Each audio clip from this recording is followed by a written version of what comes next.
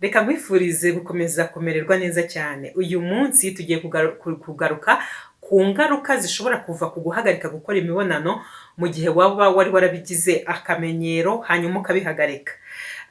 Birumvikana buri muntu wese agira uwo akunda kandi bikaba byiza iyo barambanye. Bamwe bahitamo kuba bakora imibonano batararushinga, abandi bagategereza ko bazarushinga. Ariko waba ukora imibonano mpuzabitsina utararushinga cyangwa se waba uyikora wararushinze hanyuma ukaba umaze kubimenyera, dore ko muri iyi video niba utarayirebye ushobora kongera kureba ahangaha, twagarutse ku byiza byo gutera akabariro inshuro nyinshi ku bantu bashyingiranywe bashakanye.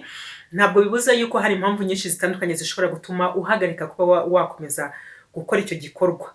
Urugero, ushobora kuba watandukanye na wa muntu mwari mwararushinganye kubera ko habayeho divorce kandi ukumva ntabwo ushaka kongera gushaka. Ushobora se kuba mwatandukanyijwe n'izindi mpamvu zirimo nk'urupfu, ntabwo twabyirengagiza ko byose bibaho. Ikindi kandi mushobora gutandukanya n'ikindi kintu icyo ari cyo cyose.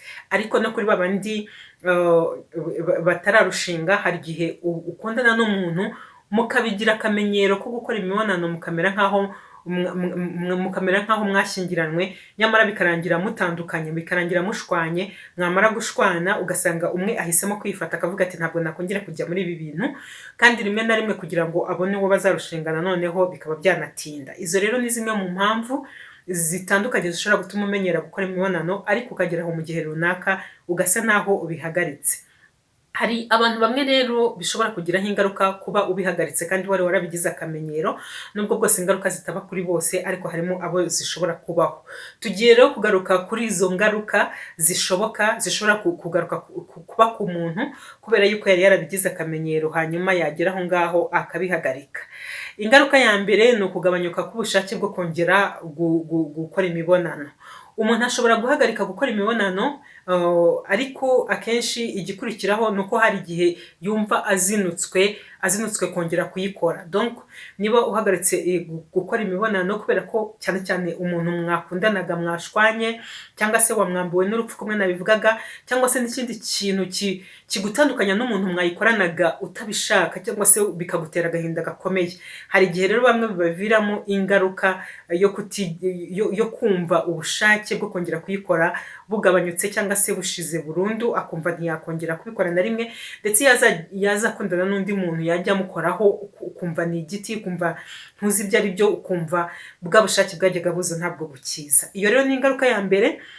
Iya kabiri ni uko hari igihe habaho kurota ukora imibonano.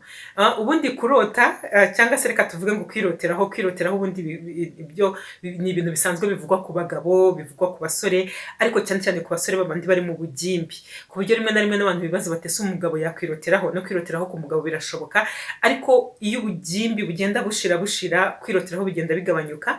Kandi rimwe na rimwe n'abantu b'ingimbi nabo bose ntabwo biroteraho inshuro zingana, harimo abo bibaho gake cyane, harimo nabo bitigera bibaho, byose birashoboka. Iyo ugize rero impamvu ituma umara igihe kinini udakora imibonano mpuzabitsina kandi wari umaze kuyimenyera, akenshi usanga hari igihe bamwe bibagiraho ingaruka zo gutangira kujya ukunda kubirota kenshi, ugatangira rimwe na rimwe kwiroteraho ku bagabo kandi ugatangira kwiroteraho ubona ukuze. Bikaba rero byabaviramo gusa n'abagira ipfunwe z'ibyo bintu bisigaye bikunda kubabaho kenshi, cyane cyane ku bantu baba bamaze igihe kinini nyine badakora imibonano mpuzabitsina. Ariko no ku bagore bitabujije ko nyine icyo kintu cyo kubirota gishobora kubabaho.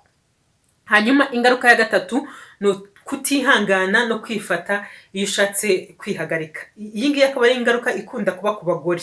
Niba kenshi iyo amaze igihe kinini adakora imibonano atangira kujya ashaka kwihagarika inshuro nyinshi kandi buri kanya, kandi rimwe na rimwe akananirwa no kwihangana, bigatuma ajya kwihagarika vuba na bwangu ngo ataza nyine kubyikoraho. Birumvikana ibi rero ntabwo bibujije ko nguku kutabasha gufata inkari zawe cyangwa se kwimunyamunya ngo yikomeze uze kujya kwihagarikira igihe ubishakiye, bishobora guterwa n'izindi mpamvu nyinshi cyane zitandukanye, cyane cyane ku bagore nyine zitari iyi ngiyi, ariko n'iyi mpamvu yo kuba warahagaritse gukora imibonano kandi warabikundaga cyane bishobora kubitera. Hanyuma ingaruka ya kane ni ukwiheba. Iyo rero umaze igihe kinini udakora imibonano kandi wari warabimenyereye cyane, utangira kujya wiheba ukishyiramo ko abantu b'igitsina cyagukururaga batakigushaka bose.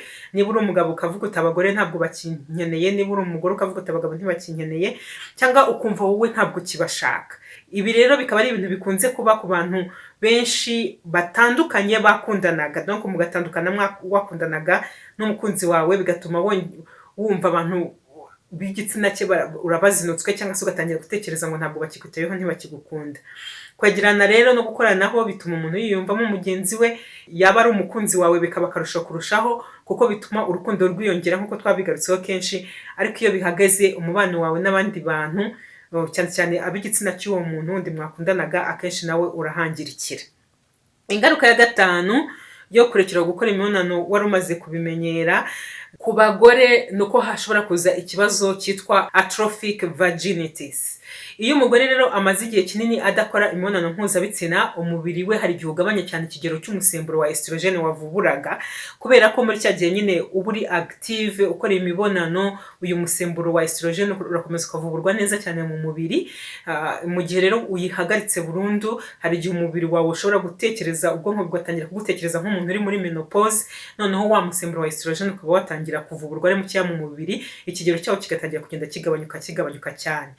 Kugabanyuka k'uyu musemburo wa estrogene mu mubiri bishobora kugutera iki kibazo cya atrophic vaginitis, ikibazo gishobora kwibasira abagore bamaze igihe kinini badakora imibonano mpuzabitsina, ariko ubusanzwe kikaba ari ikibazo gikunda gufata ubundi abagore bari muri menopause, kubera nyine muri menopause wa musemburo wa estrogen uhita ugabanyuka cyane, ndetse ugasa naho utongera kuvuburwa. Hanyuma ingaruka ya gatandatu ni ukugabanyuka kw'igitsina cy'umugabo.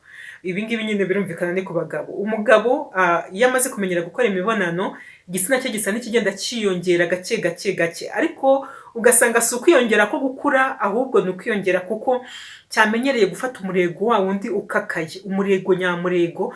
Kandi iyo igitsina gifashe uko gifata umurego cyane kurushaho, niko gisa naho cyiyongera ubunini.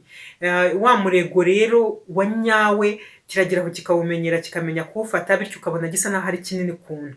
Ubwo rero iyo umugabo yari amaze kumenyera gutera akabariro nyuma akabireka, bitera cya gitsina gusa naho ubona ko kigabanyuka, kubera ko rwa rwego rw'uko gifata umurego ukomeye cyane biba bitagikunda. Ibi ngibi kandi bikaba bitaba ku gitsina gusa, ntabwo biba ku gitsina gusa. Ubundi reka tubigereranye no gukora nk'indi siporo iyo ari yo yose. Burya iyo umenyereye gukora siporo cyane hanyuma ukaza kuyihagarika, nabwo hari ukuntu bikugiraho ingaruka, ukumva hari nk'ingingo zikurya, cyangwa se ukumva hari nk'ahantu wahinamiranye ukuntu. Urugero, nk'iyo wamenyereje umubiri gukora siporo zo guterura ibyuma, ukajya uterura ibituza bikaza, iyo ubigabanyije cyangwa se ubivuyeho burundu, hari igihe ibituza byawe bimera nkaho bitagifite ya forume nyine, nawe ubwawe ukajya wumva ntabwo bifitemo ya forume. Ni uko nguko rero biba bimeze no ku mugabo wari waramenyereye gukora imibonano ariko akagera hakabireka. Ni ukuvuga ngo cya gitsina cye yari ameze nkaho akoresha siporo ku buryo buhoraho, ntabwo akiyikora, bityo birumvikana hari ukuntu gisa naho gihinamirana. Ikibazo rero cyo kurangiza vuba nacyo ni kimwe mu bishobora guterwa no kuba warumenyereye gukora imibonano wageraho ukaba warabihagaritse. Iyo umuntu amaze igihe kinini akora imibonano, buhoro buhoro agenda amenya uburyo yitwara n'igihe afata kugira ngo arangize. Iyo rero amaze iminsi adatera akabariro, bwa buhanga bwe bwo kubikora no kurangiriza igihe yateganyirije cyangwa se igihe ashakiye, kubera ko azi igituma yumva bije n'ukuntu yakwifata n'ukuntu ibyo ngibyo byose biba agenda asa naho abyibagirwa, bwa bushobozi bukagenda busa naho bwongera bukayoyoka. Hanyuma icya 10 cyangwa se ingaruka ya 10 ishobora kuba ku muntu wari umenyereye gukora imibonano akagera hakabihagarika, ni ibyago byo kurwara kanseri ya prostate. Nanone ku bagabo, kanseri ya prostate wenda tuzayikoraho ikiganiro kirambuye, ariko kanseri zabaye nyinshi kandi ziterwa n'ibintu byinshi bitandukanye. Ariko iyo umuntu amaze iminsi adatera akabariro, cyane cyane nyine ku bagabo, ashobora kurwara kanseri ya prostate. Nubwo rero hari n'izindi mpamvu zitandukanye zishobora kuyitera zitari iki kibazo, ariko nacyo gishobora kuziramo. Kanseri ya prostate rero ugasanga iza ari ikintu cy'inkuru mbi ku bagabo, kuko bishobora kubaviramo kutazongera gutera akabariro ukundi. Iyi ndwara rero akenshi ifata abagabo bagenda basatira izabukuru, ni ukuvuga nko mu myaka ya za 45 gusubiza hejuru, cyane cyane abageze muri 50-55 gutyo. Abaganga bakaba bagira abantu barimo basatira iyo myaka batakibasha gutera akabariro cyangwa se batagifite umuntu baterana akabariro, ko bibakundiye bajya bagerageza kuba bakora nk'igikorwa cyo kwikinisha kugira ngo imyanya myibarukiro yabo ise naho ikomeza gukora kurusha kugenda ukayiryamisha ukayisinziriza burundu. Ngizo rero ingaruka 10 mu zindi nyinshi, ntabwo zose nzivuze, mu zindi nyinshi zishobora kuba zaba ku mugabo cyangwa se ku mugore wari umaze igihe kinini yaramenyereye ibijyanye no gutera akabariro, hanyuma yagera aho ngaho akabihagarika bitewe n'impamvu runaka. Ntashobora gusobanurira aha ngaha kuko impamvu ni nyinshi cyane ziba zitandukanye, hari zo natanzemo ingero. Ibyo rero bikaba ari ibintu bishobora kuba byakugiraho ingaruka. Ntabwo bivuga yuko ingaruka yabaye kuri kanaka ari izaba kuri kanaka, ariko bakanaka babiri bashobora guhuza ingaruka, kandi na bakanaka bandi bashobora kuba kutagira ingaruka zibageraho, ugasanga nubwo yabihagaritse nta kibazo, aracyafite ubuzima bwiza nk'ubwo yari afite no mu gihe yabikoraga. Ariko ntibibuza ko izi ngizi ari zimwe mu ngaruka. Ndagushimiye cyane rero, ndagushimira ko wakurikiye iyi video, ndagushimira cyane ko wakanze subscribe nawe utarabikora ubikora nonaha, ndetse ukaza gukanda n'iriya nzogera kugira ngo nihasohoka ama video uzajye ubimenyeshwa. Ikindi kandi kanda like niba iyi video wayikunze, usharinge n'abandi uzi ko ishobora kugirira akamaro cyangwa se bakeneye kunguka ubu bumenyi. Urakoze cyane.